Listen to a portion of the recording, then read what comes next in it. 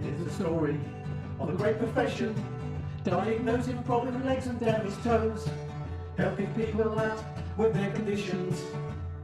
They're trained professionals. Here's the story of some podiatrists, all of them now healthcare specialists, using laser scalpels, dressings and their knowledge with gait analysis. The podiatrists should come together as one big joined up foot-shaped family. The college will provide support and guidance into podiatry, podiatry, below the knee. That's the College of Podiatry. Welcome to our next group. This is a really exciting group for me. From what we've spoken about in the different sections is those who've been in the profession for quite a while, established careers, have sort of taken themselves through different routes that have got to them where they are. A really interesting group, looking at those who are just about to graduate into the profession, the exciting reasons why they moved from where they did in previous jobs into podiatry, those who came straight from university, from those who came straight from school, high school and A-levels into it. And now we're sort of at this group of people who are, for me, really just help show how we're shaping the future of the profession in its sort of early stages of their career. Is really interesting. So these groups of people have been sort of 2, 3, 4 years out of graduating, so are still sort of not just finding their feet, but actually understanding the way in which podiatry can take you is really interesting. And hopefully we'll be learning some of the ups and downs and how we've got there. So Emily, for you, I asked the question of all the groups because I think it's a good starting one. What for you made you say, feet are for me? I always knew I wanted to do something, I suppose healthcare, but I also had an element where I obviously I love sports. So I'm a runner. I've ran for 10 plus years.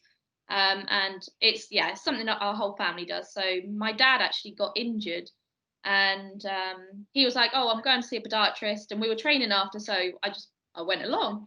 And I remember going, and I was just really interested in something that I'd never heard of before. You've heard of physios and osteopaths, but you'd never really heard of podiatry.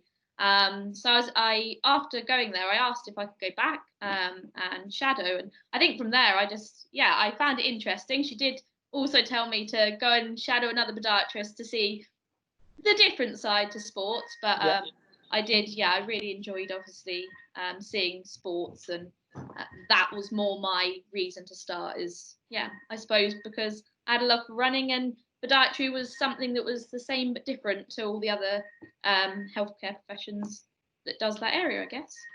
Okay, so Matt, we've got two Matts, so I'm going to come to our first Matt. Matt, we've gone from the sports background and sort of being exposed to podiatry sort of by default. What made you sort of move into this field of feet? Yeah, so a couple of things really. I had another sports injury myself, a bit of a lateral ankle injury, around about 8-9 years before anybody really did anything about it. And as a layperson at the time, I had no idea about how to go about things. Ended up in the hands of a consultant surgeon over at Nottingham. Nobody that we would know these days at all. They sorted me out, and in that process, I saw a consultant podiatrist, etc., etc. A few years later, I was working in a job that I really hated. We'll come to that later on, I'm sure, but I really didn't like it. Somebody I was working with said, "You seem like you're more bothered about the people than you are the product that we're trying to sell. Have you ever thought about working for the NHS?" And I thought, you know what, I've not got time to train to become a doctor. I don't fancy being a nurse. Are there any other options? Same sort of thing. Went and found physio for a start.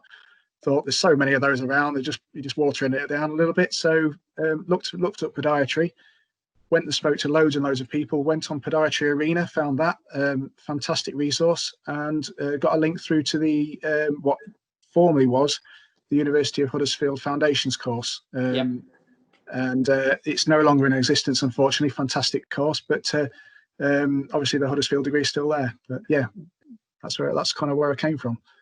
So again, it's this, it's almost like we don't always see the end, but it's sort of like it sort of teases us into the profession, which is really interesting. Osama, for you, what what exposed you to going, yeah, I think I want to sort of help treat people who might have problems with their feet?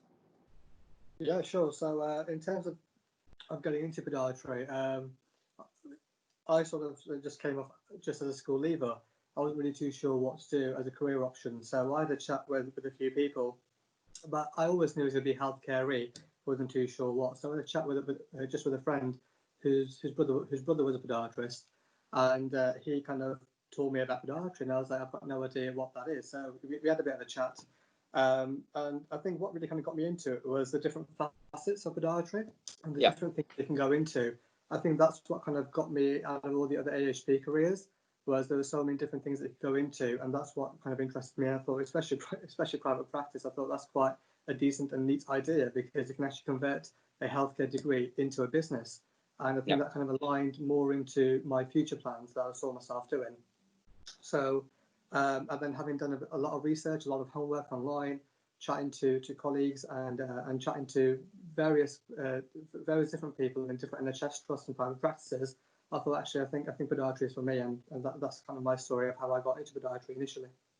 That's brilliant, and I think you've alluded to something that hasn't probably been in the student group as in the graduate, the undergraduate group, is around that aspect of private practice, and but that is the versatility that you can do, 50-50, you can do various percentages, or you may do 100% in private practice. And people are very cautious of, well, we need people in the NHS. Absolutely we do, and the NHS needs to be supported across all areas, but actually there are so many feet, and actually we need an opportunity for people to be able to go, if they have the want or the desire to go and have it in that setting, to provide that. That's really important. Yes, sir.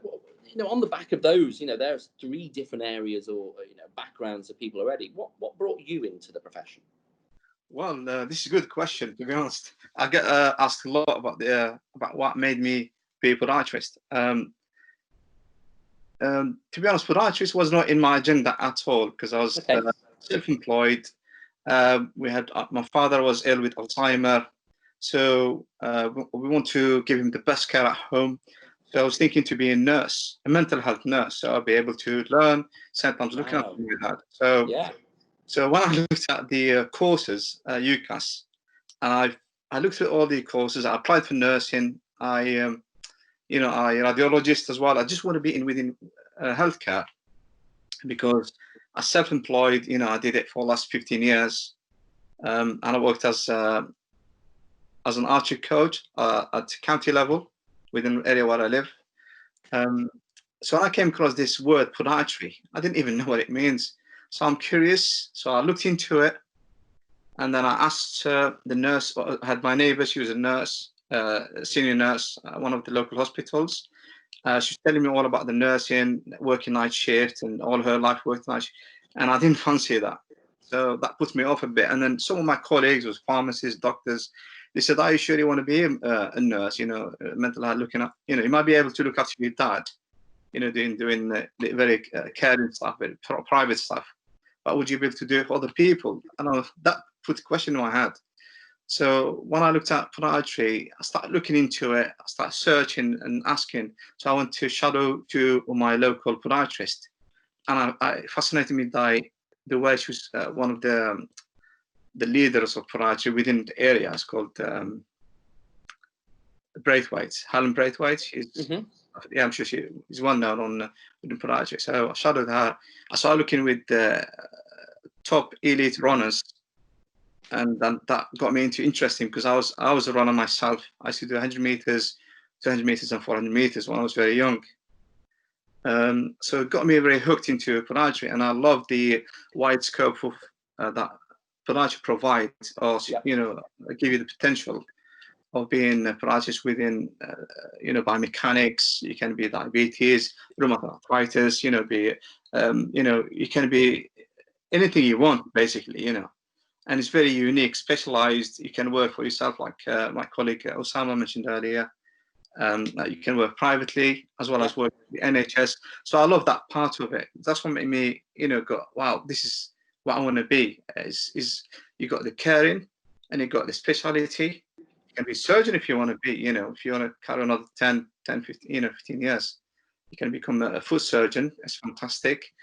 And to be honest, the more I read about it, and when I did my course with Salford University, and I had a lovely support, fantastic support from the university, from all the tutors, from the admin, and so on. So it got me really hooked. And currently, I'm working for the NHS for a local with local community service. GP-led community service due to the pandemic. We currently live. So you know, I love it, every minute of it, because being part of a multidisciplinary team within a ward is out of my field of practice. Yeah. You know, and that's the benefit, really, I suppose, of the profession, is that you can quickly change and move and morph into how we sort of deliver our service and our profession. And you've picked up on, you know, for those who are watching this video now, you know, we're in the middle of the 2020 issue with COVID, and is the versatility in which podiatry can respond is really important. I think that's a really good point to pick up on. And Zainab, I suppose with your current working at the moment and how you are working as a podiatrist, you know, that may resonate. But what got you first to consider feet? So initially, I wanted to do something medically related, but I never had the perfect grades to apply for medicine or, you know, go to the fancy universities. Whereas when my chemistry teacher mentioned podiatry, which I had no idea, I never heard the word, he said, okay, it's very practical. You're pretty much guaranteed a job once you graduate from university. You can work privately. The starting pay is this. You can easily work your way up to band 5, 6, 7, like however you want to work. And that's what kind of, the word practical is what kind of got me, because I have dyslexia. I'm more of a practical and visual learner rather than just sitting on the computer typing away like an office job. I'm more of like, let me get hands on, otherwise I'm not going to learn. So the idea of how we sort of learn in university, we used to work once a week in our clinic, really kind of engaged me within podiatry and expanded my knowledge. And during placement, we learned a lot of fields that we can go into podiatry, such as surgery and multidisciplinary teams as well. So it was quite fascinating. And to be honest, I've never regretted a single day.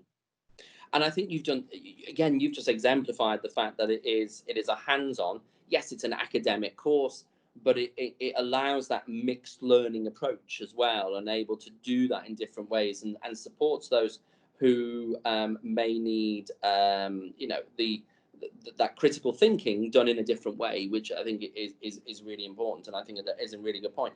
Matt, our second Matt, for you, what was the point at which you went, before applying, that could be the career for me? Well, so I think the clincher was that I did work experience as a sort of 15-year-old in a ski shop of all places, and one of my close friends worked there, and you know, we spent a lot of time looking at modifying footwear for skiers and also for runners and hikers and things like that. And he was a friend of mine sort of said to me, "You've got a bit of a knack for this. Have you thought about podiatry?"